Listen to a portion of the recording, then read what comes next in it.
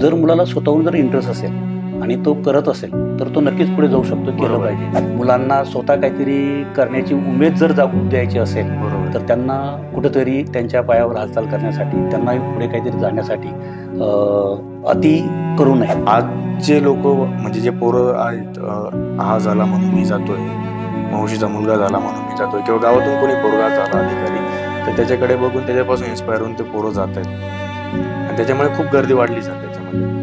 अशा पोरांना तुम्ही काय सांगाल? मगाशी म्हटल्याप्रमाणे तेच की प्रत्येकाने आपल्या बौद्धिक क्षमतेनुसार वर्ष, 2 वर्ष, 3 वर्ष प्रयत्न केल्यानंतर जो एक अनुभव आला त्याच्यानंतर कुठेतरी थांबायचं आणि कुठला तरी एक प्लॅन बी, शासकीय नोकरी नाही मिळू शकली तर एखादी खाजगी कंपनीमध्ये वगैरे कुठं नोकरी किंवा छोटा मोठा सुद्धा जागी व्यवसाय. याच्यात माझा एक सायकलिंगला असताना एक स्लोगन असायचं, म्हणजे माझ्या सहकार्याने सांगितलं, येथील त्यांच्यासह येणार नाहीत त्यांच्याशिवाय.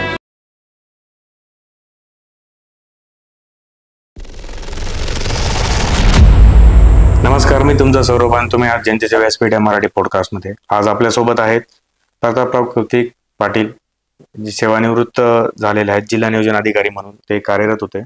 तर आज आपण आपल्या या एपिसोडमध्ये आज त्यांच्याशी मनसोक्त गप्पा करणार आहोत, त्यांचे अनुभव आपण सर्वजण ऐकणार आहोत. तर चला सुरू करू आजच्या एपिसोडला. नमस्कार सर. नमस्कार सर, तुमचं बालपण कुठे गेलं सर? तुम्ही मूळचे कुठले? माझं मूळ गाव कळंबू, नंदुरबार हा जो आदिवासी जिल्हा आहे त्या नंदुरबार जिल्ह्यातलं शहादा तालुक्यात कळंबू म्हणून एक छोटंसं खेडेगाव आहे. मूळचा मी तिथला राहणारा एक शेतकरी कुटुंबातनं आहे. माझे वडील त्याकडेही शिक्षण जरी घेतलेलं होतं पण त्यांचा व्यवसाय शेतीच होता. आई देखील शिकलेली होती आणि या शेतकरी कुटुंबातून आम्ही 4 भावंड आणि 2 बहिणी अशा 6 भावंडांचा परिवार होता आमचा. 4 भाऊ आणि 2 बहिणी असतात. वडिलांचं म्हणजे पूर्ण तुमचं उपजीविका साधन म्हणजे शेतीच होतं, पूर्ण शेतीवरच. तर वडिलांनी एवढं शिक्षण करून पण शेती करायचा जो निर्णय त्या काळी घेतला ही खूप मोठी गोष्ट आहे सर. मग वडील शेतकरी आणि आई पण शेती करत होती आणि दोघं जणांचं शिक्षण चांगल्यापैकी झालेलं होतं, त्याच्यामुळे शिक्षणाची पार्श्वभूमी कशी होती घरातून तुम्हाला? शिक्षणाची पार्श्वभूमी चांगली होती. जरी आई आणि वडील दोघंही वडील शेतकरी आणि आई गृहिणी जरी असल्या तरी त्या काळात वडिलांचं 10वी पर्यंतचं शिक्षण झालेलं, आई देखील 4थी पर्यंत शिकलेली होती. त्यामुळे जे आपण म्हणतो शिकलेले आई वडील जसं घर पुढे नाही, त्या पद्धतीने आमच्या आई वडिलांनी आम्ही 4 भाऊ आणि 2 बहिणी सर्वांना योग्य ते शिक्षण दिलं आणि प्रत्येकाला आपापल्या पायावर उभं करून पुढे कसं चरितार्थ भागवता येईल या पद्धतीने त्यांनी पद्धतीने शिकवायचा प्रयत्न केला. प्राथमिक शिक्षण तुमचं कुठे झालं? कळंबू या गावातच जिल्हा परिषदच्या प्राथमिक शाळेमध्ये 1ली ते 4थी हे 4 वर्षाचं शिक्षण झालेलं आहे. आणि त्याच्यानंतर कळंबू गावातच आमच्या कळंबू शिक्षण प्रसारक मंडळाचं हायस्कूल होतं, महात्मा गांधी विद्यालय. त्या महात्मा गांधी विद्यालयात मी 5वी ते 10वी पर्यंत शिक्षण घेतलं. म्हणजे तुमचं माध्यमिक पर्यंत शिक्षण गावातच झालेलं? बरं. 10वी झाली सर तुमची पूर्ण, त्याच्यानंतरचं शिक्षण तुम्ही? 10वी नंतर 11वी 12वी 2 वर्ष मी सायन्सला ॲडमिशन घेतलेलं होतं. तर त्यावेळेस SCPS कॉलेज धुळे इथे 2 वर्ष शिक्षण झालं. त्याच्यानंतर प्रताप कॉलेज अंमळनेर येथे FY आणि SY BSc हे 2 वर्ष शिक्षण झालं. आणि मला स्टॅटिस्टिक्स या विषयात स्पेशलायझेशन करायचं होतं आणि त्या काळी अंमळनेरला BSc स्टॅटला स्पेशल सब्जेक्ट नव्हता. तर त्यासाठी मी पुण्याला SP कॉलेज येथे BSc स्टॅट्स केलं आणि त्याच्यानंतर पुणे विद्यापीठातनं MSc स्टॅट्स. एकदम डायरेक्ट शिक्षणाच्या मार्गाचं पुढचं शिक्षण. सर, मग तुम्ही म्हटले की स्पेशलायझेशन सांख्यिकीमध्ये तुम्हाला करायचं स्टॅटिस्टिक्स मध्ये, तर मग ते शिक्षण पूर्ण झाल्यानंतर मग तुम्ही स्पर्धा परीक्षेकडे कसं काय वळलात? ते शिक्षण घेत असतानाच मगाशी आपल्याला म्हटलं मी एक शेतकरी कुटुंबातून आलेलो होतो. मोठा भाऊ जरी नोकरीला लागलेला होता तरी इतर 3 भावांचं आणि 2 बहिणींची जबाबदारी हे सगळं पेलवायचं होतं त्यांना. तर मी शिक्षण घेत असतानाच पुण्याला काही मुलांच्या ICSE दिल्ली बोर्डच्या मुलांना त्यांच्या घरी जाऊन मॅथमॅटिक्स शिकवत होतो. मॅथ्स हा माझा विषय चांगला असल्यामुळे तर त्यावेळेस मी त्यांना त्यांच्या घरी जाऊन एक शिक्षण शिकवण्या घेत होतो. आणि त्याशिवाय MSc स्टॅटला पुणे विद्यापीठात असताना आमचे जे प्राध्यापक गोरे सर होते ते एक वेगळे रिसर्च प्रोजेक्ट करायचे. तर त्या ठिकाणी डेटा एंट्रीचे कामकाज करावं लागायचं. तर त्यावेळेस असं पर डेटा एंट्री काही पैसे अशा पद्धतीनं आम्ही आमचं MSc स्टॅटचे वर्ग संपल्यानंतर परंजपे मॅडम आणि गोरे सरांसोबत डेटा एंट्रीचं कामकाज देखील केलेलं आहे. कमवा आणि शिका योजनेसारखं तुम्हाला ते तुमचं शिक्षण पुढे होत होतं. एक्झॅक्टली. सर, बालपण तुम्ही म्हणतात गावात गेलं, माध्यमिक पर्यंत तुमचं शिक्षण गावात झालेलं आहे. म्हणजे तुमचं झालं म्हणजे जे तुमचे भावंड होते त्यांचं पण शिक्षण जवळपास 10वी पर्यंत गावातच झालं. बरोबर, तर सगळ्यांचं अशी शिक्षण झालं. बालपणातली एखादी गोष्ट सांगा सर घरात घडलेली की तुमच्या स्मरणात आहे ती. बालपणातलं असं एक सांगता येईल शैक्षणिक वाटचालीतलं. मगाशी म्हटल्याप्रमाणे आई आणि वडील दोघं शेतकरी कुटुंबातले जरी असले तरी आम्हाला जाणीव होती परिस्थितीची आणि आई वडिलांना पण एक प्रयत्न होता की शिकून यांनी सगळ्यांनी बाहेर पडलं पाहिजे. तर आम्ही तिथं मी कळंबू महात्मा गांधी विद्यालयात शिकत होतो. त्यावेळेस 7वीला मी स्कॉलरशिपला बसलेलो होतो. आणि त्याच वेळेस माझ्याहून जो माझा लहान भाऊ आहे भालेराव, हा देखील 4थीला स्कॉलरशिपला प्रायमरी जी शाळा होती आमच्या कळंबू गावातली त्या ठिकाणी होते. तर मला शिकवायला त्यावेळेस आमचे Pandit Mahajan sir, P B. Mahajan sir हे आम्हाला स्कॉलरशिप शिकवत होते. आणि त्याच वेळेस उद्धव मंगा महाजन हे गुरुजी जे होते हे आमच्या लहान भावाला त्याच्यासोबतच्या काही विद्यार्थ्यांना स्कॉलरशिपसाठी वर्गानुसार शिक्षक बदलत शिकवत होते ते. तर त्यावेळेस योगायोग असा झाला की मी 4थीच्या स्कॉलरशिपमध्ये तालुक्यात पहिला आलो तिथं. आणि भाऊ देखील 4थीच्या मी 7वीच्या स्कॉलरशिप पहिला आलो आणि भाऊ देखील 4थीच्या स्कॉलरशिप पास झाला त्यासोबतच्या काही लोकांमध्ये.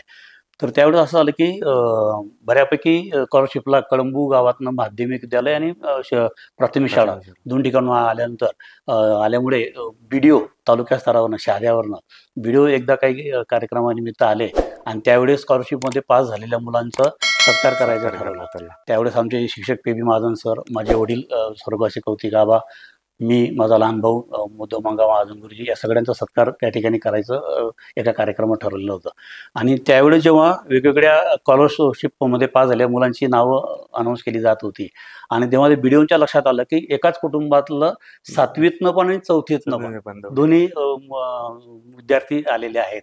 आणि मग त्यांनी विचारणा केली की या दोघांचे पालक कोण आणि वडील आणायचे तिथं होते. आणि मग त्यांनी तिथं सांगितलं की एक सामान्य शेतकरी असून देखील त्या शेतकरी कुटुंबातून एकाच वेळेस 7वीतनं पण आणि 4थीतनं पण स्कॉलर घडवणारा हा पालक.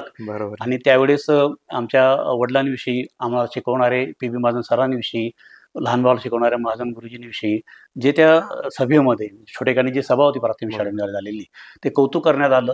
ते मला कायमस्वरूपी स्मरणात आहे की ह्या लोकांनी जे मला घडवलं आणि त्याच्यातनं माझं जे शैक्षणिक वाटचाल आणि पुढच्या सगळ्या करिअरची वाटचाली सुरू राहील. तो दिवस आव्हानासाठी खूप महत्वाचा आणि खूप आनंदाचा असेल त्या दिवसाचा. तर मग एज्युकेशन संपलं सर तुमचं पूर्ण सांख्यिकीमध्ये. तुम्ही म्हटलं की स्पेशलायझेशन करण्यासाठी तुम्ही पुण्याला गेले. मग तुम्ही म्हटलं की MPSC कडे वळायचं होतं तुम्हाला, बरोबर, स्पर्धा परीक्षेसाठी. मग ती प्रेरणा कशी मिळाली तुम्हाला? स्पर्धा परीक्षेची प्रेरणा म्हणजे कसं, आम्ही पुण्यातच शिकत होतो. पुण्यातल्या विद्यापीठातले जे जयकर ग्रंथालय होतं, इथं जास्तीत जास्त MPSC UPSCचा अभ्यास करणारे विद्यार्थी, मला वाटतं महाराष्ट्रामधलं सगळ्यात मोठं ग्रंथालय आहे जयकर ग्रंथालय, त्या ठिकाणी ते होतं. तर त्या ठिकाणी जनरल MPSC जरी आपण करू शकलो नाही तरी किमान आपलं जे शिक्षण आहे MSc स्टॅटच्या शिक्षणाच्या आधारे त्या काळात MPSC कडनं सांख्यिकी अधिकारी, उपसंचालक सांख्यिकी या पदांसाठी ज्या जाहिराती यायच्या, तर हे करून आपण पुढे जावं हे त्याच्या मागे प्रेरणा मिळालेली होती. सुरू म्हणजे तुमचा निर्णय झाला सर की मला आता एज्युकेशन कम्प्लीट झालेलं होतं आणि तुम्हाला स्पर्धा परीक्षा घडवायचा होता. जेव्हा तुम्ही घरात आहात तुमचा निर्णय सांगितला की मला स्पर्धा परीक्षा करायची आहे, तेव्हा आबांचं आणि आईंचं त्यांची प्रतिक्रिया कशा होता तुमच्याबद्दल? हा साहजिकच आहे. शेतकरी कुटुंब असल्यामुळे आई आणि वडील आणि मोठे भाऊ नानासाहेब विजय बोरसे ज्यांनी शिक्षणासाठी त्यावेळेस मला भरपूर सपोर्ट केला. आर्थिक सगळी मदत त्यांनी केली, कारण आई वडिलांचं तेवढं इन्कम सोर्स नव्हता, ते सगळ्या मुलांना करू शकत नव्हते. तर मोठ्या भावाने जे शिकवलं त्यावेळेस त्यांनी सांगितलं की तू छोटी मोठी काहीतरी नोकरी करायला सुरुवात कर आणि नोकरी करता करता तुला जे काही स्पर्धा परीक्षांचा अभ्यास करून तुला पुढे जाता येईल त्या दृष्टीने प्रयत्न कर. मग त्या दृष्टीने तसंच झालं की MSc स्टॅट पुणे विद्यापीठातनं पासआउट झालो. आणि मग अशी मी उल्लेख केल्याप्रमाणे आम्ही डेटा एंट्रीचं वगैरे काम आणि ते प्रायव्हेट शिकवणे असं करत होतो. तर त्या दिवशी मी तिथं विद्यापीठाच्या गेटवर आमच्या संख्याशास्त्र विभागाच्या पायऱ्यांवर बसलेलो होतो काही मित्रांसोबत. आणि आमच्या एक सिनियर होत्या, त्या आल्या आणि त्या म्हटल्या की आपल्या डेक्कन जिमखान्यावर जे गोखले इन्स्टिट्यूट आहे त्या ठिकाणी प्राध्यापक देशपांडे सरांना काही रिसर्च असोसिएटची आवश्यकता आहे, तर कुणाला काही करण्याची गरज आहे का? आणि मला खरोखर नोकरीची गरज आपोआप चालून आली. आणि मग मी त्या आमच्या सिनियरकडनं त्या सरांविषयी सगळे डिटेल्स घेतले, त्या गोखले इन्स्टिट्यूटचे डिटेल्स घेतले. आणि दुसऱ्या दिवशी माझा बायोडाटा घेऊन मी सरांना भेटलो आणि त्यांनी माझा इंटरव्ह्यू घेतला. त्यावेळेस गोखले म्हणून जे सर होते तिथं प्राचार्य, आणि देशपांडे सर जे होते ज्यांच्या अंडर मला काम करायचं, त्या दोघांनी इंटरव्ह्यू घेतला आणि त्यांनी क्वालिफाय केलं. टेम्पररी स्वरूपाची ती नोकरी होती. त्यांनी सांगितलं की या प्रोजेक्ट जोपर्यंत चालेल तोपर्यंत ही नोकरी असेल. तर त्या हिशोबाने माझ्या नोकरीची सुरुवात ही गोखले इन्स्टिट्यूट अर्थशास्त्राच्या संस्थेची तुमच्या मोठ्या बंधूंच्या सल्ल्यानुसार तुम्ही या गोष्टी म्हणजे की पार्ट टाइम जॉब वगैरे करून मग अभ्यासाला. सर तुम्ही जेव्हा पार्ट टाइम जॉब करून अभ्यासाला सुरुवात केली तर तुमचा पहिला दिवस कसा होता सर? म्हणजे एक जॉबचा पण आणि त्याच टप्प्यात तुम्ही जो अभ्यास सुरू केला तर ती सांगड कशी घातली सर तुम्ही, जॉब आणि अभ्यास दोघं? ते कसं होतं की परिस्थिती माणसाला सगळ्या काही गोष्टी शिकवत असते. त्यामुळे आपल्याला जीवनात तर पुढे जायचं आहे. आपलं जे बेसिक शिक्षण आहे त्याच्या आधारे आपल्याला MPSCच्या परीक्षेतून पुढे जायचं आहे. त्यामुळे दिवसभर आपला रेग्युलर जी ड्युटी आहे, अगदी तो पार्ट टाइम जॉब नव्हताच, फक्त परमनंट नोकरी नव्हती असं म्हणता येईल. काम फुल टाइम होतं. 10 ते 6 ही ड्युटी फुल टाइम नव्हते. परमनंट नव्हती. त्यांनी appointed for 1 year and may be extendable maximumly 1 year अशा स्वरूपाची ती ऑर्डर दिली. सर मग जॉबला पण सुरुवात झाली आणि अभ्यासाला पण सुरुवात करायची होती. मग ते रुटीन कसं सुरू झालं तुमचं? ते रुटीन सुरू असताना मला दुय्यम सेवा निवड मंडळाकडनं सांख्यिकी सहाय्यक आरोग्य विभागाच्या या सांख्यिकी सहाय्यक पदासाठी इंटरव्ह्यूचा कॉल आला. मी त्या इंटरव्ह्यूची तयारी केली. तो इंटरव्ह्यू दिला आणि योगायोगाने माझं आरोग्य विभागातल्या सांख्यिकी सहाय्यक या परमनंट नोकरीसाठी सिलेक्शन झालं आणि पहिली पोस्टिंग ही पुण्यातच मिळाली. म्हणजे पुण्याची जी तुमची नाव जोडली ती खंडित नाही झाली. हो सर तुमचा जो पहिला तुमचा जॉब म्हटलं तुम्ही परमनंट जॉब भेटला आता म्हटल्याप्रमाणे, तर घरी कळवलं आबान त्यांना किंवा मोठ्या बंधूंना, तर त्यांचे काय प्रतिक्रिया होत्या त्याबद्दल की जॉबला लागल्यानंतर? ऍक्च्युली सिलेक्शन जेव्हा एवढेच माझं झालं आणि मी ज्या प्राध्यापक देशपांडे सरांच्या अंडर काम करत होतो तिथं, त्यांना जेव्हा मी सांगितलं की माझ्या सांख्यिकी सहाय्यक म्हणून निवड झालेली आहे आणि ती परमनंट नोकरी आहे, तेव्हा मला आता हा जॉब रिझाईन करून तिकडे जायचं आहे. तर सरांचा त्यावेळी सल्ला असा होता की तुझं MSc स्टॅट शिक्षण झालेलं आहे, तुला आता जी नोकरी मिळाली ती वर्ग 3ची नोकरी BSc स्टॅटच्या आधारे आहे, तर तू तिकडे न जाता हे रिसर्च ॲसिडिटीचं काम पूर्ण कर आणि याच ठिकाणी MPhilही कर. तुझं एकंदरीत क्वालिफिकेशन, एकंदरीत तुझे मार्क्स वगैरे चांगला आहे, परफॉर्मन्स चांगला आहे, तर तू रिसर्च फील्डमध्ये किंवा लेक्चरर फील्डमध्ये पुढे जाऊ शकतोस. म्हणजे गोखले सरांना तुम्हाला स्पर्धा परीक्षेकडे जाऊ द्यायचं नव्हतं की इकडूनच पूर्ण? त्यांचा एक आग्रह होता की रिसर्च इन्स्टिट्यूटमध्ये नोकरी करा असताना तू माझ्या अंडर MPhil ॲग्रो इकॉनॉमिक्समध्ये पण करू शकतो, तर ते कर. आणि त्याच्या दृष्टिकोनातनं मी पुढे पावलंही टाकलेले होते. पण ज्यावेळेस वडिलांना, आबासाहेबांना आणि मोठ्या बंधूंना ही कल्पना दिली, तर त्यावेळेस मोठ्या बंधूंचा सल्ला असा झाला की आपल्याला परमनंट नोकरीची गरज आहे. बरोबर. आज वर्षभरानंतर जर या संस्थेने तुला कंटिन्यू नाही केलं तर उद्या काय, हा मोठा यक्ष प्रश्न सोडून देणार आहे त्यांना. त्यामुळे मोठे बंधू साहेबांचा सल्ला होता की तू आधी शासकीय जी नोकरी मिळते ती स्वीकार आणि तिथं शासकीय सेवेत जर गेलास तर शासकीय सेवेत तू पुन्हा वरच्या पदांसाठी परीक्षा देऊन पुढे जाऊ शकतोस. आणि मग भावाचा आणि वडिलांचा तो सल्ला, आई वडिलांचं ते म्हणणे मी मान्य केलं आणि अवघ्या 3.5 महिन्यातच गोखले अर्थशास्त्र संस्थेची रिसर्च नोकरी ही रिझाईन केली आणि आरोग्य विभागाच्या सांख्यिकी सहाय्यक या पदावर मी पुण्यातच रुजू झाले. मग सर आता जो तुम्ही म्हणले की आधी जो पार्ट टाइम जॉब चालू होता त्यातही तुम्हाला दिवसभर काम करून मग रात्रीचा अभ्यास करायचा होता आणि आता जी परमनंट जॉब भेटली होती आरोग्य डिपार्टमेंट मधले, ती पण दिवसभर काम करूनच परत तुम्हाला अभ्यास करायचा होता. एक्झॅक्टली. आणि सर कामाचा असा फरक होता का दोघं कामांमध्ये, आधीच्या जॉबमध्ये आणि परमनंट जॉब मिळाला गव्हर्नमेंटचा त्याच्यामध्ये? साहजिकच आहे. रिसर्चचं जे काम होतं गोखले अर्थशास्त्र संस्थेचं, तिथं कामाचा व्याप जरा बऱ्यापैकी मोठा होता. आणि इकडे आरोग्य विभागात जे लागलो तर नवीनच लागलो, ते एक ट्रेनिंग टाईप होतं ते. बरोबर. सुरुवातीला काही दिवस शासकीय याच्यामधलं, तर याच्यात लोड थोडा सुरुवातीला कमी जाणवत होता. जे मी तिथं 3.5 महिन्यात काम केलं त्या तुलनेमध्ये आरोग्य विभागाची कामाची सुरुवात झाली, ते हलकं होतं आणि मग मला अभ्यासाला तेवढा उलट वेळ जास्त मिळाला. ते आहे, अभ्यास करत असताना जर तुमचा मेंदू थकत असेल तर तेवढा प्रभावीपणे आपण काम म्हणजे अभ्यास करू नाही शकत. इकडे तुमचा तर ताण कमी झाल्यामुळे अभ्यासावर तुम्हाला लक्ष केंद्रित करता आलं. मग पुढची एकच काय झाली सर, पुढचं मार्गक्रमण कसं केलं तुम्ही? मग मी नोकरी करत असतानाच या वेगवेगळ्या जाहिराती येत होत्या. कॉलेजचं लेक्चरशिप असेल, MPSCचे कर्ज काय असेल, हे अर्ज करत होतो, परीक्षा देत होतो, काही ठिकाणी मुलाखतीपर्यंत जात होतो. आणि त्याच्याप्रमाणे असं करत असताना मला अर्थसंख्यिकी विभागाच्या सांख्यिकी अधिकारी वर्ग 2 या पदासाठी स्क्रीनिंग टेस्ट पास झाल्यानंतर इंटरव्ह्यू कॉल आला. नेमकं तुमचं ज्याच्यातून शिक्षण चाललेलं होतं त्याच्यातच तुम्हाला परत काम करण्याची संधी मिळाली. एक स्किप झालं आपलं की याच्या आधी ज्या आरोग्य विभागात मी सांख्यिकी सहाय्यक म्हणून काम करत होतो त्याच आरोग्य विभागाच्या सांख्यिकी अधिकारी पदासाठी फक्त ऍप्लिकेशनच्या आधारे, फक्त इंटरव्ह्यू, रिटर्न टेस्ट नव्हती झाली. त्या इंटरव्ह्यूसाठी पण मी सिलेक्ट झालो होतो. तो लोकसेवा आयोगाच्या मुंबई ऑफिसला जाऊन तो इंटरव्ह्यू पण दिला आणि त्यावेळी इंटरव्ह्यू इतका छान झालेला होता, कारण मी त्याच डिपार्टमेंटला खालच्या पदावर काम करत होतो. त्यामुळे तो इंटरव्ह्यू देखील जवळजवळ 1 तासभर जो इंटरव्ह्यू झाला होता, छान झालेला होता आणि आशा होती की आपलं सिलेक्शन होईल. पण दुर्दैवाने त्यावेळेस ते सिलेक्शन झालं नाही. आणि मग त्याच्यानंतर अर्थसांख्यिकी विभागाची जी सांख्यिकी अधिकारी वर्ग 2 पासाठी जाहिरात आलेली होती, त्याची चाळणी परीक्षा झालेली होती.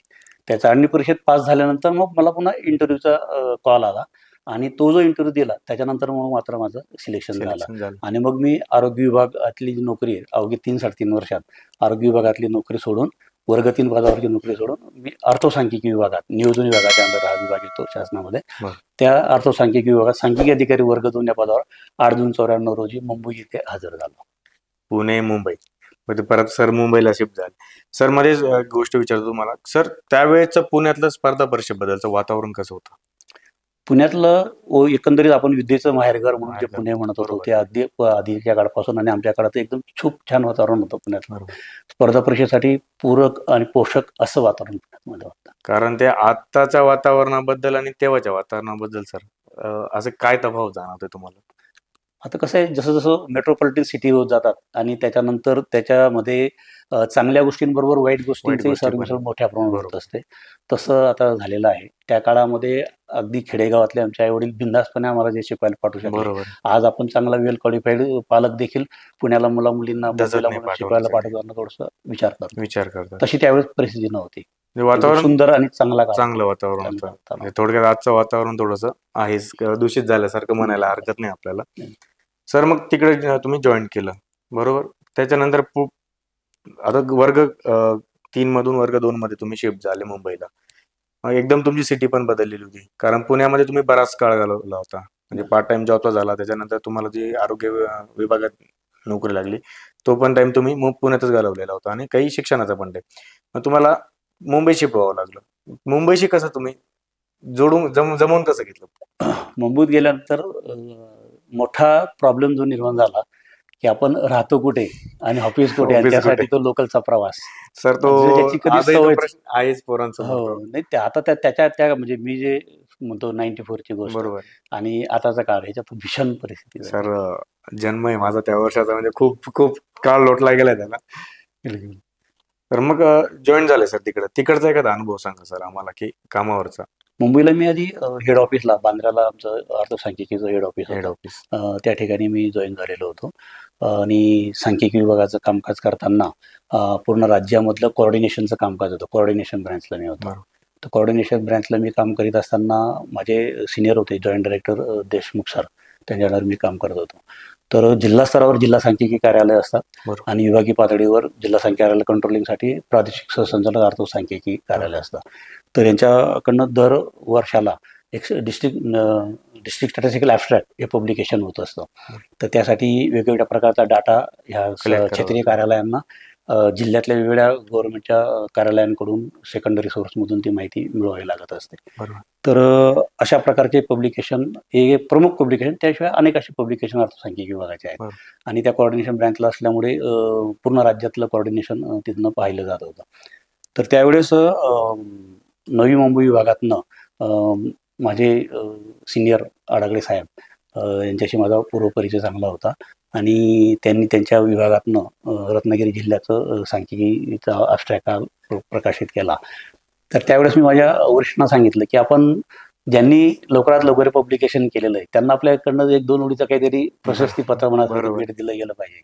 तर मी आमच्या वरिष्ठांकडे जेव्हा कल्पना मांडली, त्यांनी संचालकांकडे जी कल्पना मांडली, तर त्यावेळेस म्हटलं आपल्याकडे अशी काही पद्धत नाही आहे देण्याची. आणि मला ते सुचवा वाटलं. मी त्यासाठी पाठपुरावा केला, वरिष्ठांना विनंती केली आणि त्याच्यानंतर त्यांना पटलं आणि त्या वर्षापासून आम्ही ते प्रशस्तीपत्र द्यायला लागलो. त्याच्यापेक्षा अधिक चांगल्या प्रकारच्या गोष्टी आता डिपार्टमेंटमध्ये होत आहेत, ज्या त्या मी जेव्हा सांगितलं त्याच्या आधी होत नव्हत्या. बरोबर, एक सुरुवात करून दिली सर तुम्ही त्या गोष्टीला. सर हा तुमचा जो प्रवास सुरू होता, बरोबर, तुम्ही वर्ग 2ला तुम्ही जॉबला मुंबईसारख्या ठिकाणी एका चांगल्या ठिकाणी जॉब करत होते. तर सर जॉब करत असताना तुम्हाला असं काही अडचणी आल्या, म्हणजे डिपार्टमेंटल अडचणी म्हणा किंवा काम करताना बाहेरून अडचणी आल्या तुम्हाला, असं काही? सांख्यिकी विभागामध्ये फार पब्लिक कॉन्टॅक्ट असा नसतो किंवा नसतो. राजकीय हस्तक्षेप काही नसतो, बरोबर. त्यामुळे तसं विशेष अडचणी येण्यासारखं काही विभाग नव्हता. शांत डिपार्टमेंट आहे, आपले काम करा व्यवस्थित. आणि ठीक आहे सर. फारसं- सर मग तुम्ही तिथून पुढे कसं काय तुमचं मार्गक्रमण झालं पुढच्या पुढच्या याच्यासाठी कामांसाठी?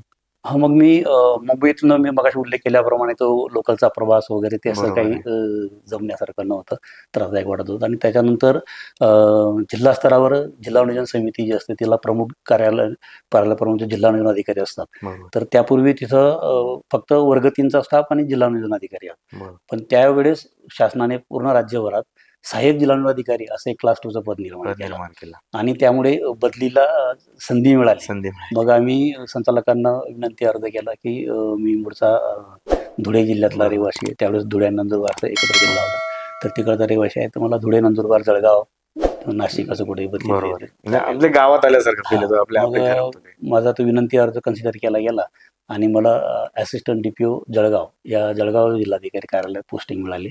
आणि मग मी मुंबईच्या त्या धकाकीच्या जीवनातनं बाहेर पडलो, थोडं शांत वातावरण. सर एक प्रश्न विचारतो तुम्हाला आणखी. तुमचं शिक्षण झालेलं होतं सर, बरोबर? तिकडे तुम्ही स्पेशलायझेशन केलेलं होतं. तुम्हाला असं वाटलं नाही सर कधी की गव्हर्नमेंट पेक्षा आपण प्रायव्हेट सेक्टरमध्ये काम करू शकत होतो चांगलं बॉस? हा, त्या काळात खाजगी कंपन्यांमध्ये क्वालिटी कंट्रोल जो हा विभाग आहे त्या ठिकाणी स्टॅटिस्टिशियन म्हणून स्कोप होता, जाऊ शकत होतो. परंतु सुरुवातीपासून एक शासकीय नोकरीची जी ओढ होती, बरोबर, तर त्या हिशोबाने माझा कल मात्र शासकीय नोकरीकडे. असा विचार नाही लागला सर कधी एखादा डाऊनफॉल आला ड्युटीच्या याच्यामध्ये आणि तेव्हा असं कधीतरी मनात बारीक विचार आला की नको हे ना प्रायव्हेट मध्ये करायला हवं होतं, असं कधी विचार आला सर? नाही वाटलं मला तसं कधीच. नाही वाटलं सर? म्हणजे वाटतं असं कधी कधी कामाचा प्रेशर आल्यानंतर किंवा काहीतरी मनाविरुद्ध घडतंय वगैरे असं, तेव्हा असा एखादा विचार येऊन जातो की नाही यार याच्यापेक्षा ते केलेलं चांगलं राहिलं असतं? ओव्हरऑल माझं जे थिंकिंग आहे ना, मी फार सकारात्मक पद्धतीने जाणार व्यक्ती आहे. ते झालेली सिच्युएशन कशी हँडल काय ते आपल्यावर. जीवनात कुठलाही प्रसंग जसा आला समज तसा स्वीकारायचा आणि पुढे मार्गक्रमण करत राहायचं, हे अगदी लहानपणापासूनच मला ते अंगवळणी आहे. सर जळगावला तुमची बदली झाली म्हटले तुम्ही, जळगावला बदली झाल्यानंतर तिथला एखादा असा किस्सा सांगा आम्हाला की एकदम गावाकडे आले, कारण कसं मुंबई पुण्यात तुम्हाला गावाकडचे माणसं भेटत होते, आज जळगाव नाशिक धुळा जर म्हटलं तर हे आपलं गावच आहे, आपले लोक आहेत सगळे. तर इकडे आल्यानंतर असं काही म्हणजे अशी घटना घडली काय कधी की आपल्या माणसांमध्ये आल्यानंतर एक वेगळं काहीतरी वाटलं बॉस? साहजिकच आहे. मग अशी जे म्हटलं मुंबईमध्ये ते अगदी धकाकीचं जीवन, प्रत्यक्ष कामकाजापेक्षा सकाळी 2 तास लोकलचा प्रवास आणि सायंकाळचा 2 तास लोकलचा प्रवास, ते असे त्रासदायक नकोसं वाटत होतं. आणि जेव्हा जळगावला बदली झाली तर समजा 10 वाजेचं ऑफिसचं टायमिंग आहे आणि मी जिथं राहतोय समजा तिथनं अवघ्या 10 ते 15 मिनिटांमध्ये आपण ऑफिसला पोहोचू शकतो. बरोबर. तर म्हणजे प्रवासाचा कुठल्याही प्रकारचा वेळ जात नाहीये. आपण आपल्या माणसांना 100% वेळ देऊ शकतो, आपल्या कुटुंबाला 100% वेळ देऊ शकतो. म्हणजे 10 ते 6 ऑफिसचं टायमिंग जर सोडलं तर आपण 100% वेळ देऊ शकतोय, जे मुंबईमध्ये फार कमी. तो ट्रॅव्हलिंगचा टाइमच आपण पूर्ण स्किप होत होतो, आयुष्यातून स्किप होत होतो. सर जॉब वगैरे तुमचं सगळं झालेलं होतं, बरोबर? त्याच्यानंतर लग्नाचा विषय, तर त्याच्याबद्दल आम्हाला थोडक्यात सांगा तुम्ही. मी शासकीय नोकरी लागल्यानंतर आईवडिलांचा आणि मोठ्या भावाकडनं पाठपुरावा सुरू झाला की आता आपल्याला लग्नासाठी हे केलं पाहिजे. मग अनेक स्थळं आली, त्याच्यातनं जळगाव जिल्ह्यातील मूळचे अंमड तालुक्यातील परंतु नोकरी व्यवसायानिमित्त शिंदुर्णी येथे स्थायिक असलेले आप्पासाहेब PS पाटील, जे शिंदुर्णी एज्युकेशन सोसायटी संस्थेमध्ये ऑफिस सेक्रेटरी म्हणून कार्यरत होते, त्यांची मुलगी नीता ही MSc बॉटनी शिक्षण झालेले होते. ते प्रपोजल चालून आलं आणि त्यावेळेस घरच्यांना सगळ्या दृष्टिकोनातनं योग्य वाटलं. ते एक उच्च शिक्षित फॅमिलीतनं ते होते. माजी आमदार डॉक्टर BS पाटील हे नाव आपण कदाचित ऐकून असाल, अंमडचे माजी आमदार आहेत, त्यांची ती पुतणी आहे. आणि जळगावच्या नूतन मराठा कॉलेजचे प्राचार्य, सेवानिवृत्त प्राचार्य अजित वाघसर यांची ती भाची आहे. तर अशा या उच्च शिक्षित कुटुंबाशी आमच्या एका शेतकरी कुटुंबाचा संबंध जोडला आणि मग त्या 1 मार्च 1992ला सौनीताशी माझं लग्न झालं. घरात कोण कोण आहे सर आता? इथं मी माझी पत्नी सौनीता, ज्या सिव्हिल हॉस्पिटल नाशिकला प्रशासकीय अधिकारी पदावर आहेत आणि सध्या त्या मुख्य प्रशासकीय अधिकारी या पदाचा अतिरिक्त कार्यभार सांभाळत आहे. माझा मुलगा प्रणित, आणि स्नुषा सिद्धी आम्ही सोबत असतो इथं राहायला. ओके. मला एक मुलगी आहे, तिचंही लग्न झालेलं आहे. जावई डॉक्टर आहेत, DNB मेडिसिन आहेत ते, आणि मुलगी डेंटिस्ट आहे. ते दोघं पारोळ्याला असतात जळगाव सर म्हणजे माईंचं जसं म्हणणं होतं की सगळे शिकलेले असले पाहिजे असं, तर तसा पूर्ण परंपरा तुम्ही पुढे चालू ठेवली सर, ती बरोबर. म्हणजे तुमचं माईन ते शिकलेले होते, आबान ते शिकलेले होते, त्याच्यानंतर तुमचे शिक्षण पूर्ण झाले, त्याच्यानंतर मॅडम ते सगळे म्हणजे पूर्ण एक घर सुशिक्षित आणि एक वेल याच्यावर जॉब करतात सगळेजण. मुलगा काय करतो सर तुमचा? मुलगा त्यांनी BE मेकॅनिकल नंतर MBA मार्केटिंग केलेलं होतं, आणि MBA मार्केटिंग करत असतानाच तो कॅम्पस सिलेक्शनमध्ये प्लेस झालेला होता. Market and market research company जी पुण्यातली, तिथं तो नोकरीला लागलेला होता. तो नोकरी करत असताना एक कोविडचा काळ आला मध्ये. कोविडच्या काळामध्ये वर्क फ्रॉम होम आलं, आणि मग तो पुण्याहून नाशिकला आला. तोही 12वी नंतर पुण्यालाच गेलेला होता. BE मेकॅनिकल, MBA आणि त्याची नोकरी.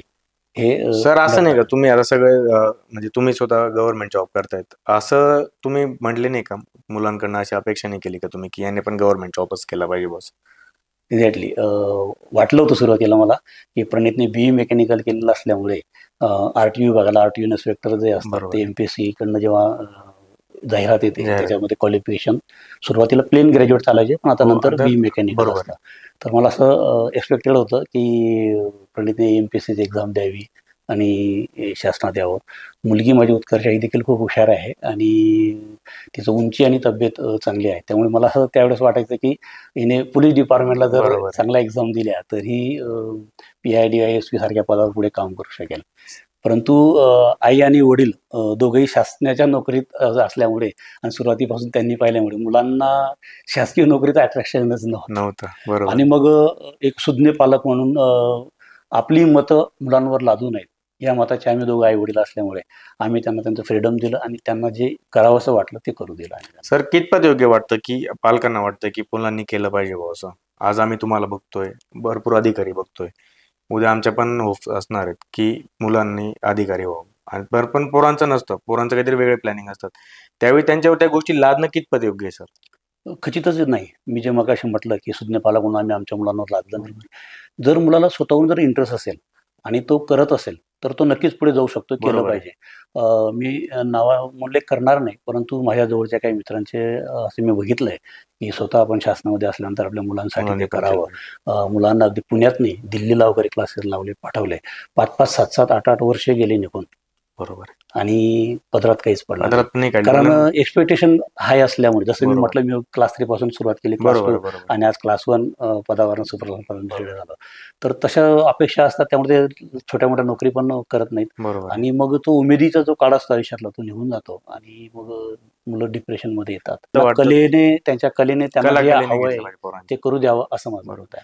सर आता 2 प्रकारचे पालक आपण बघतो सर, की आता जसं तुमचं आबांनी माईंनी तुम्हाला पाठवलं, बरोबर, त्यानंतर तुम्ही पण स्वतः हे केलं की जॉब केला, तुमचा खर्च तुम्ही भागवता, तसं करून तुम्ही क्लास 3, क्लास 2, क्लास 1 पर्यंत आलो. आणि दुसरा एक वर्ग असतो की आम्हाला या गोष्टी मिळाल्या नाही, आम्ही आमच्या पोरांना सगळं प्रोव्हाइड करू. म्हणजे विद्यार्थ्यांचे पण 2 गट होतात की काहींचे एकदम हालाकीत शिक्षण होतात आणि काहींना सगळं मिळतं, बरोबर. तर हे असं कितपर्यंत योग्य आहे की पोरांना सगळं प्रोव्हाइड केलं पाहिजे? याबद्दल तुम्हाला काय वाटतं? सुखसोयी आणि कम्फर्टेबल झोन तयार करून आपण माझा आधीच जनरेशन म्हणजे माझ्या आई वडिलांचं आणि माझ्या तुलनात्मक जे सांगतायत, तर आता आपली आर्थिक परिस्थिती झाल्यानंतर आपण दिलं पाहिजे, योग्यच आहे, त्यात काही वावगं नाही, कारण शेवटी आपण करतो ते मुलांसाठी. परंतु त्याचा अतिरेक होऊ नये, स्पून फिडिंग सारखं होऊ नये. मुलांना स्वतः काहीतरी करण्याची उमेद जर जागू द्यायची असेल, तर त्यांना कुठंतरी त्यांच्या पायावर हालचाल करण्यासाठी, त्यांना पुढे काहीतरी जाण्यासाठी अति करू नये. थोडीशी जाणीव झाली पाहिजे. सर मग तुम्ही जळगावला तुमची बदली झाली असं म्हटलंय, तिथून पुढचा प्रवास कसा होता सर तुमचा क्लास 1 कडे?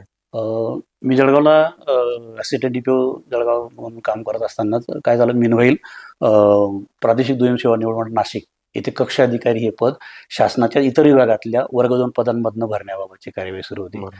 मगाशी माझ्या बोलण्यात उल्लेख आला की माझे वरिष्ठ अधिकारी होते आडागडे साहेब, ते इथं नाशिक निवडणूक मंडळात मेंबर सेक्रेटरी पदावर होते आणि त्यांनी मला कल्पना दिली की इफ यू आर इंटरेस्टेड तू येऊ शकतोस म्हणून. आणि त्या दृष्टिकोनात मग मी ऍप्लिकेशन वगैरे करून वरिष्ठ कार्यालयाला पाठवून ते सुरू केलेलं होतं आणि योगायोगाने मला संधी मिळाली.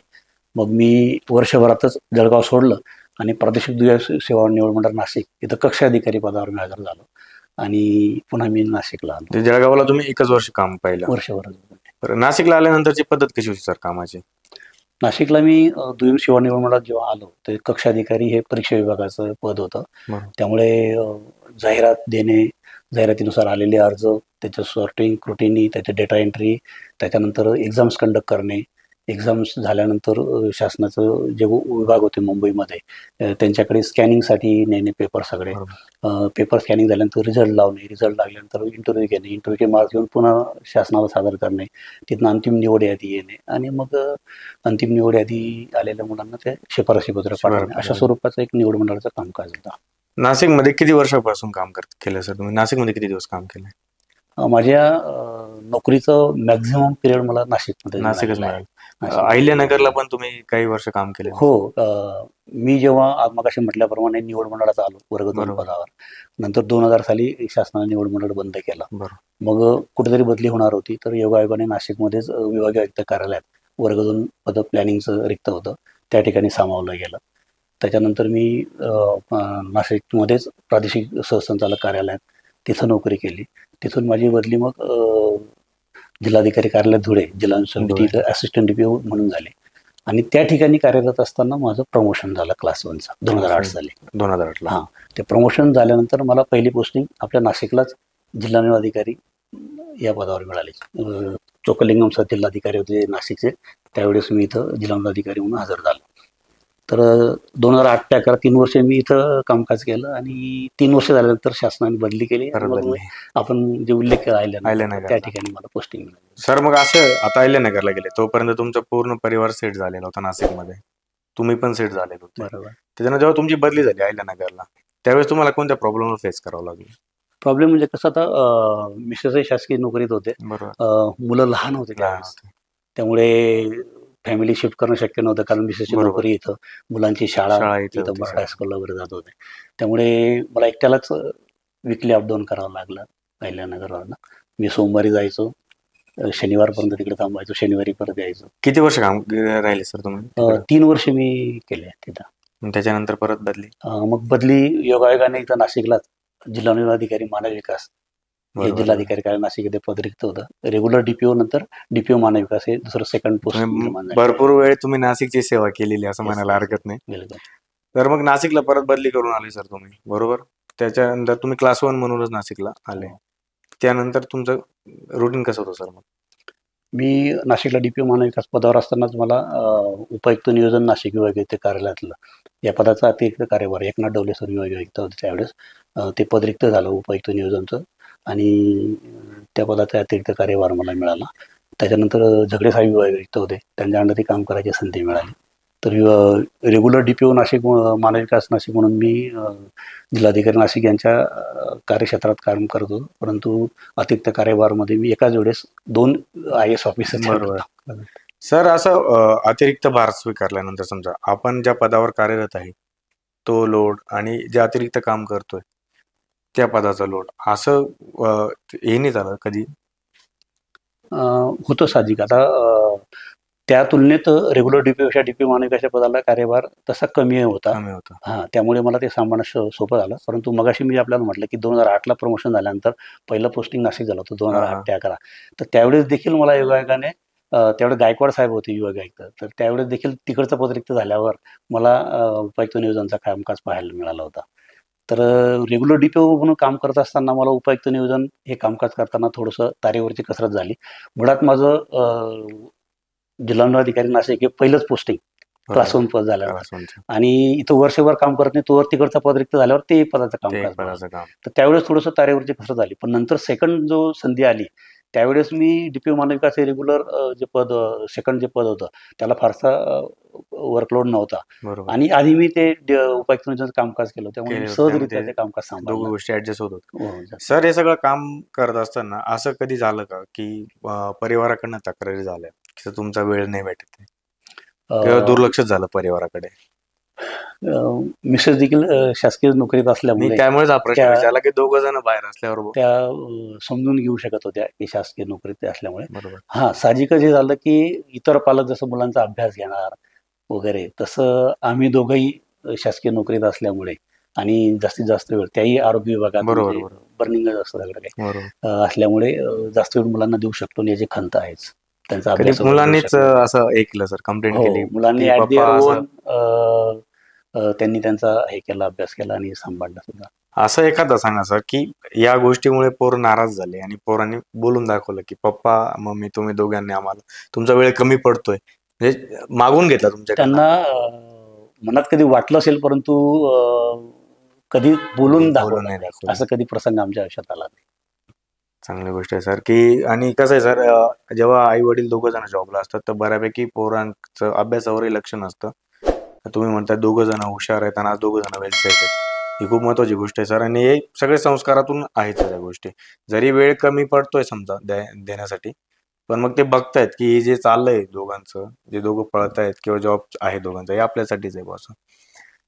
सर, मग रिटायरमेंट पर्यंत तुम्ही नाशिकमध्येच काम केलं? रिटायरमेंट नाही, मी डीपीओ मानविकाच्या पदावर कार्यरत असताना तिथं 3 वर्ष झाल्यामुळे अगदी 4थं वर्ष मी तिथं होतो. बरोबर. झाल्यानंतर माझी बदली झाली बरोबर. आणि मग मला पहिलं पोस्टिंग धुळे मिळालं.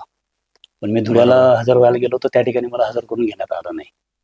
त्यावेळेस तिथं जे डीपीओ असतील आणि तिथले जे काही आमदार लोक होते त्यांना त्यांचं डीपीओला कार्यमुक्त करायचं नव्हतं, म्हणून त्यांनी शासन पातळीवर प्रयत्न केले. आणि जिल्हाधिकारी धुळे जे होते त्यांना मला हजर करून घेण्याची जरी इच्छा असली तरी त्यांना या राजकीय लोकांकडून वरून मंत्रालयातनं सचिवांचा फोन आणल्यामुळे मला तिथं हजर होता आला नाही. म्हणजे इकडचा कार्यभार तर सोडलेला असेल सर? येस, इथनं मला कार्यमुक्त करण्यात आलं कारण माझ्या जागी हजारा विमारे अधिकारी आलेले होते. मी इथनं कार्यमुक्त झालो आणि मला प्रशासकीय बदली असल्यामुळे मी 7 दिवसानंतर धुळ्याला हजर व्हायला गेलो, पण त्या ठिकाणी मला हजर करून घेण्यात आलं नाही. त्याच्यानंतर मी हँगिंग राहिलो त्यावेळेस तिथं. आणि मग माझ्यानंतर डीपीओ मानविकास नंदुरबार म्हणून पण पोस्टिंग झाली, ती ऑर्डर आली. परंतु मग मी शासनाला कळवलं की माझी डीपीओ जळगाव म्हणून जी आधी पोस्टिंग होती आणि ती पद रिक्त आहे तर मला तिथं दिलं तर उचित होईल. आणि मग नशिबाने आणि काही प्रयत्न केल्याने मला डीपीओ जळगाव या पदावर काम करायची संधी मिळाली. तर मी 2018ला एक 4 ते 6 महिने हँगिंग होतो, घरीच होतो. कंपल्सरी वेटिंग पिरियड तो शासनाला शेवटी मंजूर करावा लागला आणि मग मी नोव्हेंबर 18 पासून जळगावला. तो जो टाइम तुम्हाला मिळाला सर, तेव्हा तुम्ही म्हटले की हँगिंग होतो तेव्हा नेमका कार्यभार नव्हता कुठला, त्यावेळेचं कसं होतं सर तुमचं, म्हणजे ते लाईफ कसं होतं? एकदम कंटिन्यू काम करणारा माणूस आणि एकदम खाली बसतायत बॉस, तर तो टाइम कसा गेला? सुरुवातीचे काही दिवस प्रकर्षाने जाणवलं ते, पण माझा सायकलिंग हा जो हॉबी आहे, मग मी जो आधी फक्त सकाळी सायकलिंगला जात होतो तो सकाळ संध्याकाळ सायकलिंग करायला लागलो. वेळ भरपूर आणि त्याच्यात माझा वेळ घालवत होतो आणि पोस्टिंगसाठी माझे प्रयत्न सुरू होते, त्यामुळे फारसं काही तसं जाणवलं नाही. पण त्यावेळेस भरपूर वेळ मिळाला असेल मुलांना तेव्हा? हो हो. म्हणजे आता ड्युटीचा टाइम नाही, सायकलिंग केली सकाळी आणि सायंकाळी, बाकी दिवसभर तर घरीच होते. सर, तुम्ही जळगावला रुजू झाले बरोबर, 6 महिन्याचा वेटिंग पिरियड घेऊन तुम्ही जळगावला तुम्हाला दिलं. जळगावला किती दिवस तिथं थांबले सर तुम्ही? मी जळगावला नोव्हेंबर 18ला हजर झालो आणि 31 ऑगस्ट 23ला मी रिटायर देखील जळगावला झालो. जळगावला झालो. मीनवाईल माझं रिटायरमेंटला 1 ते 1.5 वर्ष राहिलेलं असताना उपायुक्त मानविकास संभाजीनगर, त्यावेळेस आपण औरंगाबाद होतो, या पदावर माझं पोस्टिंग झालं होतं. पण माझ्या या सायकलिंगची हॉबी आणि इतर काही कौटुंबिक अडचणी आणि शासनातल्या काही मला मिळालेल्या अनुभव, त्याच्यातनं मी उद्वेगाने माझं उपायुक्त मानविकास हे पदोन्नती नाकारली आणि मी जळगावला जिल्हाधिकारी या पदावर कंटिन्यू राहिलो आणि त्याच ठिकाणी मी सेवानिवृत्त झाला. रिटायरमेंट नंतरचं आयुष्य कसं सर? 31 ऑगस्ट 23ला मी शासकीय सेवेतनं रिटायर झालो. त्यापूर्वीच मुलाचं दोघांचं लग्न झालेलं होतं. मुलीला 2 जुळ्या मुली, म्हणजे मला नाती आहेत 2, त्यामुळे तो काळ मी कुटुंबाला मगाशी आपण म्हटल्याप्रमाणे या धकाकीच्या जीवनात देऊ शकलो नाही, तो द्यायला लागलो. आणि बॅडलक एक बॅड पॅच आमच्या आयुष्यात असा आला की मी 31 ऑगस्ट 23 रिटायर झालो आणि सप्टेंबर अखेरीस 26-27 सप्टेंबरला मिसेसला डाव्या छातीमध्ये गाठ लक्षात आली आणि अधिक तपासणीमध्ये त्यांना लिव्हरला पण गाठ लक्षात आली आणि ते 2 CA डिटेक्ट झाले. रिटायरमेंट आणि त्याच्यानंतर हा आघात कुटुंबावरचा. आम्ही एक 4 ते 6 महिने खूप याच्यामध्ये होतो, परंतु मिसेस आरोग्य विभागात नोकरी करत असल्यामुळे आणि स्वतःची मानसिक विल पॉवर स्ट्रॉंग असल्यामुळे त्यांनी ते सगळं फेस केलं. त्यांचे 8 ते 10 तास ऑपरेशन चाललं, त्याच्यानंतर केमो झाले, रेडिएशन झाले. हा सगळा जीवघेणा प्रवास होता. म्हणजे आपण म्हणतो की रिटायरमेंट नंतर थोडंसं शांतीचं हे करून तुमचं वाढूनच ठेवलेलं तो पुढे आल्यानंतर लगेच. रिटायरमेंट नंतर काही ठिकाणाहून जॉबसाठी पण ऑफर होते आणि कदाचित मी विचार करणारही होतो, परंतु हा दुःखद प्रसंग आला आमच्या आयुष्यात. मग त्यामुळे मी पूर्ण वेळ कुटुंबाला देण्याचं ठरवलं आणि मला इथं नमूद करावं असं वाटेल की रिटायरमेंट नंतर तो डिटेक्ट झाला आणि रिटायरमेंट नंतर मी 24/7 त्यांच्यासोबत होतो आणि योगायोगाने मुलगा सुनबाई पण आमच्यासोबत होते, म्हणून त्यांना मानसिक पाठबळ कुटुंबाचं खूप मिळालं. खूप महत्त्वाची गोष्ट त्याच्यातून त्या सावरल्या. जर माझी रेग्युलर नोकरी सुरू राहिली असती आणि DPO या पदावर तुम्हाला कल्पना आहे, फार काळ मला रजा घेता आली तर कदाचित वेगळा दिवस आला. तर बऱ्याच हे असतं सर की एकदा तो स्ट्रगल चालू असला, जे प्रॉब्लेम आपण फेस करतो, असं वाटतं शेवटच्या वेळेला की संपतायत आता, बस झालं, ड्युटी संपली, आता प्रॉब्लेम संपले, आता मस्तपैकी परिवाराला वेळ द्यायचा, आणि त्या टप्प्यातच तुम्हाला असा प्रॉब्लेम क्रिएट होऊन गेला. तर सर जेव्हा तुम्ही म्हणजे आता भरपूर लोक प्रशासकीय सेवेतून रिटायरमेंट घेतात किंवा कोणताही जॉब संपला की आपलं कामाचा वर्ष संपले, आता आपण घरीच आहे, त्यांच्यासाठी असं हे सांगा तुम्ही की टाइम तो जो एकटेपणा येतो, मी असं म्हणणार नाही त्याला एकटेपणा म्हणणं चुकीचं आहे, पण जो टाइम उरणार आहे, आधीचं आयुष्य खूप वेगळं होतं की तुम्ही 5 ते 10 ते 5 तुम्ही जॉब करताय, त्याच्यानंतर तुम्ही घरी येतात, एक रुटीन असतं आणि ते एकदमच ब्रेक होतं रिटायरमेंट नंतर.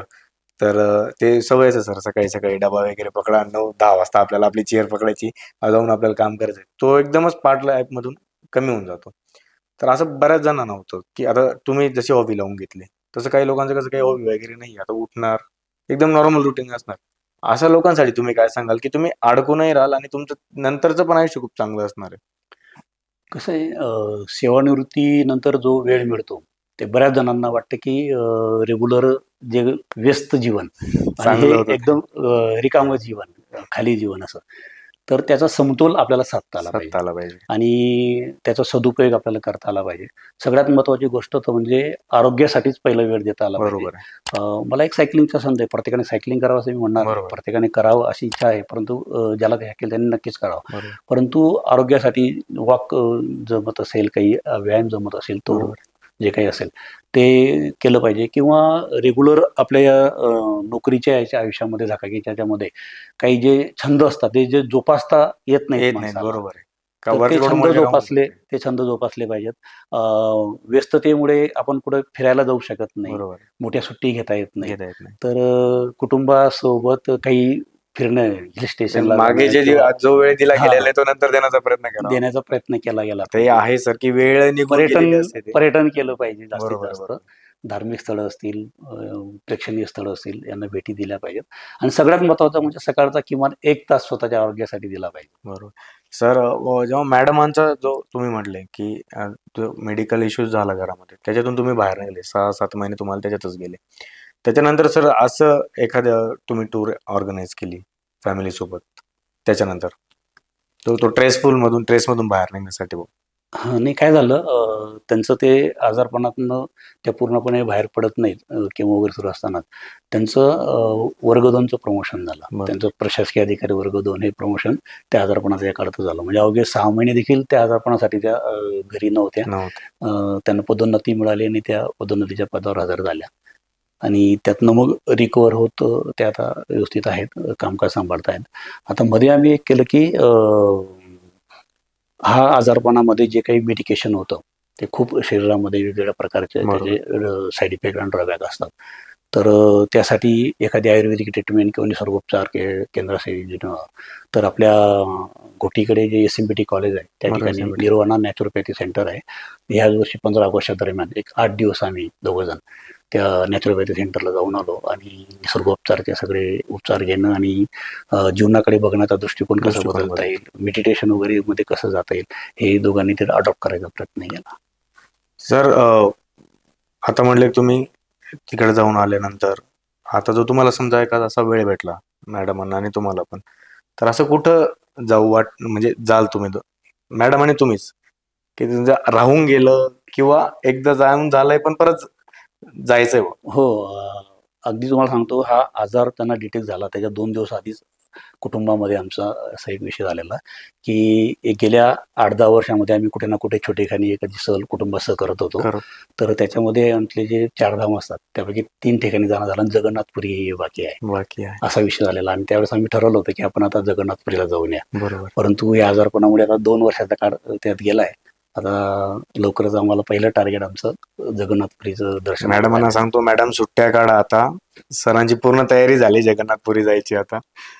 सर, MPSC ला तुम्ही त्यावेळेस करत होते, त्यातून तुम्ही यश संपादन केलं आणि आज म्हणजे तेव्हाचा लोंढा खूप कमी होता, खूप लोक त्याच्याकडे कमी होते. आज जे लोक म्हणजे जे पोरं आहेत, हा झाला म्हणून मी जातोय, मावशीचा मुलगा झाला म्हणून मी जातोय, किंवा गावातून कोणी पोरगा झाला अधिकारी तर त्याच्याकडे बघून त्याच्यापासून इन्स्पायर होऊन ते पोरं जात आहेत आणि त्याच्यामुळे खूप गर्दी वाढली सर त्याच्यामध्ये. अशा पोरांना तुम्ही काय सांगाल सर? प्रत्येकाने प्रयत्न केले पाहिजेत, हे नाही, परंतु 1-2 वर्ष झाल्यानंतर स्वतःला एक अंदाज आला पाहिजे बरोबर कुठं थांबायचं. मगाशी मी जे उल्लेख केला त्याप्रमाणे, तर प्लॅन बी हा रेडी पाहिजे प्रत्येकाचा, की आपल्याला जर इथं यश नाही मिळालं तर आपण एक खाजगी नोकरी म्हणा, व्यवसाय म्हणा, काय करता येईल आपल्याला, प्लॅन बी असला पाहिजे. प्लॅन बी तयार पाहिजे सर. आज त्याच्यावर विसंबून राहिल्यानंतर जर नाही मिळालं, कारण कसं आहे, बोटावर मोजण्या इतक्या नोकऱ्या आहेत, लाखोनी विद्यार्थी म्हणजे काही शेकडे किंवा हजारांमध्ये नोकऱ्या मिळत असतील आणि लाखोनी आहेत. त्यामुळे सक्सेस जरी आपल्याला दिसत असलं की सामान्य कुटुंबात अमुक एक झाला, हे झाला, मोठ्या पदावर गेला वगैरे, परंतु लाखो मुलं त्याच्यातनं सफर होत आहेत. सर, खूप डिप्रेशन मध्ये आहे, म्हणजे ज्यांचं होतंय, जो निघतोय त्याच्यामधून बाहेर पासआउट झाल्यानंतर त्या डिप्रेशन मधून, पण जे राहून जातात सर, म्हणजे खूप भयानक परिस्थिती आहे की जी दाखवत नाही कोणी, सांगत नाही ती गोष्ट. आणि MPSC म्हटल्यानंतर काय झालं, आता एक मोठ्या हुद्द्याची नोकरी, पैसा आणि एक समाजात मान, ह्या 1-2च गोष्टी पालक पण बघतायत आणि पाल्य पण बघतोय सर या गोष्टींमध्ये. तर मग पालकांना आणि पाल्याला काय सांगाल तुम्ही की या पुढच्या गोष्टींना त्यांना फेस करावं लागणार नाही बॉस? मगाशी म्हटल्याप्रमाणे तेच, की प्रत्येकाने आपल्या बौद्धिक क्षमतेनुसार 1-2 वर्ष 3 वर्ष प्रयत्न केल्यानंतर जो एक अनुभव आला त्याच्यानंतर कुठेतरी थांबायचं आणि कुठला तरी एक प्लॅन बी, शासकीय नोकरी नाही मिळू शकली तर एखादी खाजगी कंपनीमध्ये वगैरे कुठं नोकरी किंवा छोटा मोठा स्वतःचा व्यवसाय हे करण्यासाठी त्यांनी तयारी ठेवली पाहिजे. सर, जॉब सुरू होता तुमचा रिटायरमेंट पर्यंत, आपल्या म्हणजे गप्पा झालेल्या आहेत. तर तुम्ही म्हणले सर की तुम्हाला सायकलिंगचा छंद होता, तर तो कधीपासून जोपासायला सुरुवात झाली सर? साधारणतः माझ्या 51व्या वाढदिवशी 4 ऑगस्ट 2016ला मी असा एक निर्णय घेतला की आपल्याला सायकलिंग करायचं आहे. नाशिकमध्ये त्यावेळेस सायकलिंगचं चांगलं वातावरण नाशिक सायकलिंग फाउंडेशनच्या माध्यमातून सुरू झालेलं होतं. तर साधारणतः 11 ऑगस्ट 2016 पासून माझा सायकलिंगचा प्रवास सुरू झाला.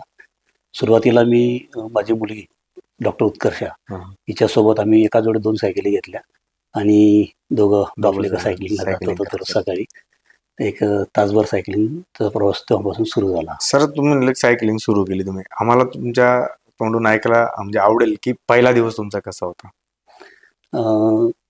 माझ्या शैक्षणिक जी वाटचाल होती, पूर्ण 11वी पासून MSc विद्यापीठात जे झालो आणि त्या दरम्यान मी विद्यार्थ्यांच्या घरी जाऊन ते शिकवत होतो, हा सगळं प्रवास सायकलीवरचाच होता.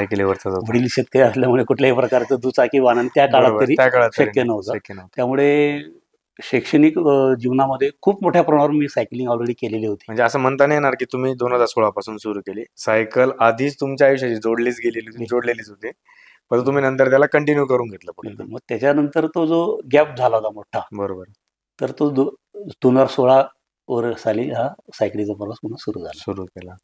सर, त्याच्यातली अशी एखादी मुवमेंट सांगा आम्हाला.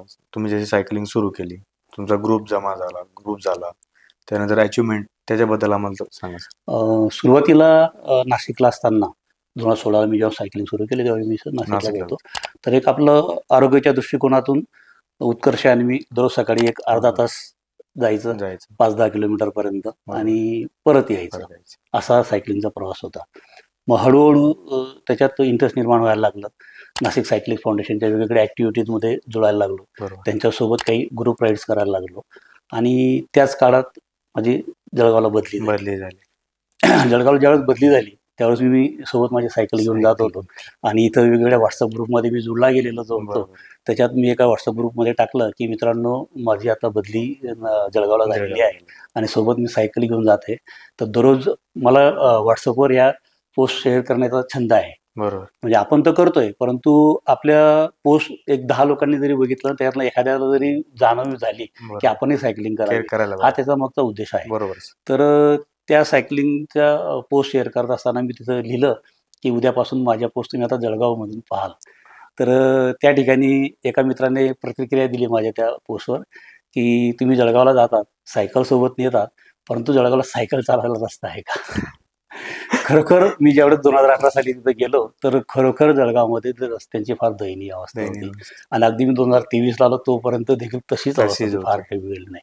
परंतु तशाही अवस्थेत मी माझा एकला चलो रे हा प्रवास सुरू ठेवला. मी तिथं गेल्यानंतर सोमवारी मी तिथं जायचं, तर मंगळ बुध गुरु शुक्र 4 दिवस मी कटाक्षाने सायकलिंग जळगावला करायचं आणि विकेंडला इकडे नाशिकला शनिवार रविवारी इथं एक सायकलिंग व्हायची. सोमवारी एक दिवस माझा गॅप जायचा. तर तिथं सायकलिंग करत असताना आणि मला इथं असल्यापासून असा एक छंद आहे, म्हणजे आजही आहे. मी जेव्हा सायकलिंगला निघतो रस्त्याने जाताना मला समोरून सायकलिंग येताना दिसतात, तो माझा ओळखीचा आहे का नाही हा मी विचार नाही करत. मी त्याला जसं हाय हॅलो गुड मॉर्निंग करत असतो. तर जळगावला गेल्यानंतर कुणी शारीरिक व्यायामासाठी सायकलिंग करत असेल किंवा चरितार्थासाठी सायकलिंग करत असेल तर ते मी सायकलिंगला गेल्यावर मला जर कोणी सायकलवाला भेटला तर मी त्याजवळ थांबायचो, त्याच्यासोबत एक फोटो काढायचो. त्या दिवसाच्या माझ्या सायकल राहिला स्ट्रावावर तो फोटो लावायचो आणि त्या व्यक्तीकडनं त्याचा नंबर घ्यायचो, त्याच्या संपर्कात राहायचो. असं करत असताना जळगावला मी अनेक लोकांचे नंबर घेऊन संपर्कात राहायला लागलो आणि कोविडचा जो काळ सुरू झाला आणि त्यावेळेस सगळं कामकाज ठप्प झालं आणि आरोग्याच्या दृष्टिकोनातनं कमीत कमी वॉक वगैरे असं करायला लागतं. त्यावेळेस सायकलिंगकडे मोठ्या प्रमाणावर लोक वळाले आणि मग त्यावेळेस मी तिथं व्हॉट्सअपवर आधी एक ग्रुप फॉर्म केला. व्हॉट्सअपवर अनेक लोकांना एकत्र आणायचा प्रयत्न केला आणि मी ज्या ठिकाणी राहायचो त्या ठिकाणाहून सकाळी इतक्या वाजता जमायचं, ह्या दिशेला आपल्याला सायकलिंगला जायचं आहे असा प्रकारचा मेसेज असा. सुरुवातीला 5-10 करत 50 लोक दररोज सकाळी माझ्यासोबत सायकलिंग जळगावमध्ये तुम्ही सुरू सायकलिंगची मुवमेंट सुरू झाली. सुरुवातीला फक्त व्हॉट्सअपवर जी मुवमेंट होती ती प्रत्यक्षात जसं आपलं नाशिक सायकलिंग फाउंडेशन हे नोंदणीकृत संस्था आहे, तसं जळगाव सायकलिस्ट फाउंडेशन आणि धर्मादायुक्तांकडे नोंदणी करून रिसर ती संस्था देखील स्थापन झाली. ज्या जळगावमध्ये आपण म्हणत होतो की सुरुवातीला मला सांगण्यात आलं की सायकल चालायला रस्ते नाही, त्या जळगावमध्ये आज मी अभिमानाने आपल्याला सांगू इच्छितो की BRM सायकलमध्ये एक BRM एक प्रकार असतो. एका इयरमध्ये 200 किलोमीटर 300 किलोमीटर 400 किलोमीटर आणि 600 किलोमीटर अशा 4 स्पर्धा असतात. ह्या पूर्ण केल्यानंतर तुम्हाला सुपर रँडोनेरी पद मिळतं. तर ज्या ठिकाणी रेग्युलर सायकलिंगला रस्ता नव्हता, आज त्या जळगावमध्ये स्वप्नील मराठे म्हणून आहेत जे जळगावचे पहिले SR आहेत, ते आज तिथं BRM आयोजित करतात आणि नाशिक सारख्या शहरातनं अगदी वेगवेगळ्या शहरातनं लोक जळगावला जातात आणि त्या BRM मध्ये भाग घेतात आणि तिथं स्पर्धा पार पडतात. जळगावमध्ये सायकल कल्चर सुरू झालं तेव्हापासून. म्हणजे एक छंद होता, आज छंद जोपासता आज पूर्णपणे एक ग्रुप तयार झाला तिकडं. म्हणजे पूर्ण एक सिक्वेन्स तयार होऊन गेली सर आणि एक रुटीन लागलं त्यांचं. आता काही कमी होणार आहे, परत काही ऍड होणार आहेत आणि ती गोष्ट वाढत जाणार आहे. खूप चांगला उपक्रम सर, तुम्ही म्हणजे खूप चांगली भेट दिली तुम्ही याला जळगावला. अगदी आपण जे बोललात काही ऍड होणार आहेत काही कमी होणार आहेत, याच्यात माझा एक सायकलिंगला असताना एक स्लोगन असायचं, मी जे माझ्या सहकार्यांना सांगायचो, येथील त्यांच्यासह येणार नाहीत त्यांच्याशिवाय आपला सायकलिंगचा प्रवास सुरू ठेवायचा आहे. बऱ्याच वेळा काय होतं, आपण जेव्हा एखादा छंद लावतो आणि सगळी अगदी फिरणं जरी असेल, अमुक एक मित्र सोबत आला तर मग आणि तो जर येणार नसेल तर आपलं जमत. तर मी सगळ्यांना मी स्वतः अंगीकारलंय आणि इतरांना पण अंगीकारायला प्रोत्साहन देत असतो की कुणी येऊ अथवा न येऊ, आपल्याला निघायचंय, आपण जायचंय. म्हणून आम्ही ते सांगायचो, येथील त्यांच्यासह येणार नाही त्यांच्याशिवाय आपला सायकलिंगचा प्रवास सुरू ठेवायचा आहे. सर सायकलिंग सुरू झाली, एक क्लब तयार झाला, याला एक संस्कृती मिळाली, आपण असं म्हणायला हरकत नाही. जळगावला एक तुमच्याकडनं एक खूप सुंदर भेट मिळाली. त्याच्यातल्या अचिव्हमेंट सर, तुम्ही एखादी स्पर्धा विन केली वगैरे, त्याच्याबद्दल आम्हाला थोडक्यात. माझा स्पर्धेपेक्षा नियमित सायकलिंग करणं स्वतः आणि आपल्यासोबत इतरांना सायकलिंग करण्याला प्रवृत्त करणं आणि जास्तीत जास्त लोकांनी सायकलिंग करावी, त्यामुळे त्यांचं स्वतःचं आरोग्य चांगलं राहील, पर्याय त्यांचं कुटुंबाचं आरोग्य चांगलं राहील, समाजाचं आरोग्य चांगलं राहील. मेन मोटिव्ह तुमचं आरोग्य हा होता. त्यामुळे ज्यावेळेस आम्ही जळगावला सायकलिंग करत होतो तर आम्ही असं एक सुरू केलं, म्हणजे मी त्या जिल्हाधिकारी पदावर काम करत असल्याचा एक बेनिफिट असा मिळत होता की आपल्याला एखाद्या धरणावर राईड करायची आहे, एखाद्या मंदिराकडे जायचं आहे, तर आम्ही आदल्या दिवशी तिथं जे ओळखीचे असतील आमचे, अगदी कोणीच नाही तर आपल्या तलाठी ग्रामसेवक असतील, त्यांना आम्ही कन्वे करायचो की उद्या माझ्यासोबत एक 10 लोक 50 लोक सायकलिंगला येणार, त्या सगळ्यांच्या चहा नाश्त्याची व्यवस्था तिथं असायची आणि तो सायकलिंगच्या वेगवेगळ्या बेनिफिट मिळाला तुम्हाला. साहेब असले ना, साहेब येणार आहेत, साहेबांबरोबर साहेबांचे सहकारी येणार आहेत. तर तिथं पद्मालय मंदिर खूप फेमस आहे. चतुर्थीला आम्ही हमखास पद्मालय मंदिराला जाणार. तिथं मनुदेवीचं मंदिर आहे तिकडे चोपडा तालुक्यामध्ये. पावसाळ्यामध्ये तिकडे खूप छान वातावरण असतं, त्या ठिकाणी जाणार, वेगवेगळ्या धरणावर जाणार, असं हे सायकलिंगच्या ऍक्टिव्हिटी होत्या. आणि महत्वाचं म्हणजे जे छोटे मोठे जर कोणी अचिव्हमेंट केले, अगदी सेंचुरी राईड केली बरोबर, तरी देखील त्यांचा आम्ही जिल्हाधिकाऱ्यांच्या हस्ते, पालकमंत्र्यांच्या हस्ते सत्कार करायचो. प्रोत्साहन, तेवढंच प्रोत्साहन मिळतं. मग मी जो बीआरएमचा उल्लेख केला आहे, बीआरएम जेव्हा सुरू झाल्या तर बीआरएम मध्ये कोणी काम केलं, कोणी 200 किलोमीटरची बीआरएम पूर्ण केली, 300ची केली, अगदी 40 केल्यानंतर एसआर झाले. अशा सगळ्या लोकांचा सत्कार आम्ही पालकमंत्री गुलाबराव पाटील यांच्या हस्ते, तत्कालीन जिल्हाधिकारी अभिजित राऊत सर यांच्या हस्ते सत्कार केला. आणि त्यामुळे काय झालं की लोकांना एक असं प्रेरणा मिळत गेली की आपण हे केलं तर चला आपलं कलेक्टरच्या हस्ते सत्कार होणार आहे, पालकमंत्र्याच्या हस्ते सत्कार होणार आहे. आणि मग जास्तीत जास्त लोक सायकलिंगला लागले आणि खूप छान ग्रुप जळगावला तयार झाले. जळगाव सुटलं सर तुमचं, त्याच्यानंतर तुम्ही नाशिकला आले. आज तुमचं कोऑर्डिनेशन कसं आहे जळगावच्या? अजूनही संपर्कात आहोत आम्ही एकमेकांच्या. मला अभिमानाने सांगावं असं वाटेल की मी जळगावला असताना, ज्यावेळेस मी तुम्हाला म्हटलं की 2-3 वर्ष मी रिटायरमेंटला असतानाच चांगला ग्रुप तयार झाला होता, तर माझ्या 56व्या वाढदिवसापासून असं एक प्रघात जळगावला पडला की उद्या 4 ऑगस्टला माझा 56वा वाढदिवस आहे आणि मी 56 किलोमीटर सायकलिंग करणारे माझ्यासोबत किमान 56 सायकलिस्टनी यावं. 57 वाढदिवस, 57 किलोमीटर, 57 सायकलिस्ट, असं जे सुरू झालं तिथं. तर आपल्याला सांगतो मी, 58वा वाढदिवस 4 ऑगस्ट 2023ला आणि योगायोगान चतुर्थी होती, आम्ही पद्मालय मंदिरावर गेलो होतो. तो फक्त जळगावच नाही, जळगाव पेरीफेरीतले जामनेर असेल, पाचोरा असेल, चाळीसगाव असेल, अंमळनेर असेल, चोपडा असेल, या ठिकाणीहून सायकलिस्ट आले.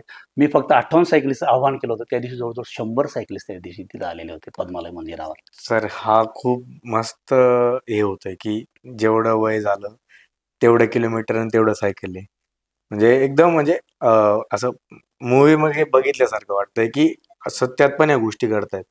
सर, इच्छा असली ना तर सगळ्या गोष्टी होणार आहेत. आज तुम्ही तेव्हा इच्छा दाखवली किंवा तेव्हा त्याच्यासाठी प्रयत्न केले, जर त्या दिवशी तुम्हीच थांबले असते तर आज एवढी इथपर्यंत या गोष्टी आल्या नसत्या.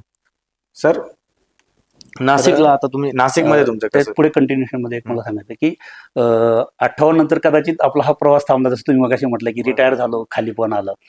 तर आमच्या जळगाव सायकलिस्ट मित्रांनी 59व्या वाढदिवशी 59 किलोमीटर 59 लोकांसोबत असा एक इव्हेंट तिथं आयोजित केला आणि आयत्या वेळेस मला सांगितलं की सर तुम्हाला यावं लागेल. रिटायरमेंट नंतर बऱ्याच वेळा आपण जर अनुभव घेतला समाजामध्ये की आज आपण रिटायर झालो तर उद्या कोणी विचारत नाही. एकदम बऱ्याच लोक, आपण जर समोर आलो असेल, त्याला जर आपल्याविषयी वाईट अनुभव आलेला असेल तर वाकडी वाट करणार. परंतु जळगावकर सायकलिस्ट मित्रांनी, ज्याच्यामध्ये गृहिणी असतील, विद्यार्थी असतील, व्यावसायिक असतील, माझ्यासारख्या काही शासकीय अधिकारी असतील, हा जो मोठा आमचा ग्रुप तिथे जमलेला आहे, या सगळ्या लोकांनी आग्रहाने 4 ऑगस्ट 24ला मला जळगावला बोलवलं आणि मी 4 ऑगस्ट 24ला म्हणजे आदल्या दिवशी 3 ऑगस्टला तिथे मुक्कामाला गेलो. 4 ऑगस्टला पहाटे आम्ही 5 वाजता सगळ्यांसोबत निघालो.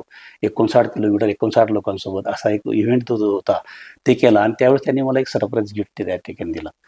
त्यावेळेस आम्ही दररोज सायकलिंगसाठी एक रामदेववाडी टेकडी, एक फॉरेस्टची टेकडी होती ती, त्या माझ्या कार्यकाळामध्ये आम्ही ती डेव्हलप केली होती फॉरेस्ट डिपार्टमेंटला फंड्स वगैरे देऊन.